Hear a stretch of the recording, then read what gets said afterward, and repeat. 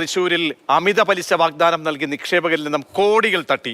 ഇരിങ്ങാലക്കുട കേന്ദ്രീകരിച്ച് ആരംഭിച്ച ബില്യൺ ബീസ് എന്ന സ്ഥാപനമാണ് പണം തട്ടിയത്. കേരളത്തിലാകെ 100 കോടിയോളം രൂപയുടെ തട്ടിപ്പ് നടന്നതായാണ് പ്രാഥമിക വിലയിരുത്തൽ. ലിഷോയ് ചേരുന്നു. ലിഷോയ്, എന്തൊക്കെയായിരുന്നു വാഗ്ദാനം? എത്രത്തോളം പണം പിരിച്ചിട്ടുണ്ട്? എത്രത്തോളം ആളുകൾ തട്ടിപ്പിനിരയായി?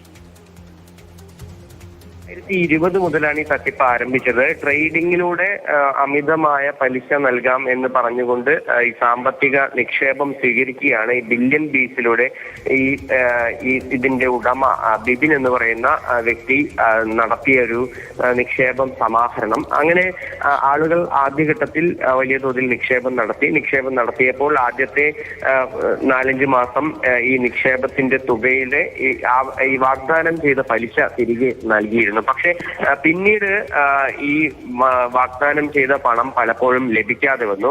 ആദ്യഘട്ടത്തിൽ പണം തിരികെ ലഭിച്ചതോടുകൂടി നിരവധി ആളുകൾ ഈ സ്ഥാപനത്തിൽ തന്നെ വീണ്ടും പലതവണ നിക്ഷേപം നടത്തി. അങ്ങനെ ഒരാൾ തന്നെ 1,95,00,000 രൂപ മാത്രം നിക്ഷേപം, അത്രത്തോളം വലിയ നിക്ഷേപം വരെ ഒരു വ്യക്തി മാത്രം നടത്തിയിട്ടുണ്ട്. അങ്ങനെ നിരവധിയായ ആളുകൾ കോടികൾ നിക്ഷേപിച്ചിട്ടുണ്ട് ഈ സ്ഥാപനത്തിൽ.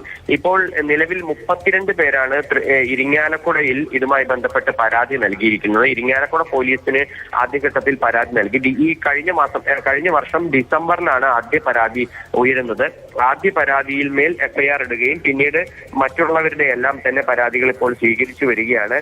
32ഓളം പേരാണ് നിലവിൽ ഇരിങ്ങാലക്കുടയിൽ മാത്രം ഇതുമായി ബന്ധപ്പെട്ട പരാതി നൽകിയിട്ടുള്ളത്. ഇത് ആദ്യഘട്ടത്തിൽ ഇരിങ്ങാലക്കുടയിൽ നിന്ന് തുടങ്ങി പിന്നീട് കേരളത്തിന്റെ പല ഭാഗങ്ങളിലേക്കും ഈ തട്ടിപ്പ് വ്യാപിപ്പിക്കുകയായിരുന്നു. എന്നാൽ ഇപ്പോൾ കേരളത്തിന്റെ പുറത്തും, അതായത് ദുബായിൽ ഉൾപ്പെടെ ഇയാൾക്ക് സ്ഥാപനമുണ്ട് ഈ ബിബിൻ എന്ന് പറയുന്ന വ്യക്തിക്ക്.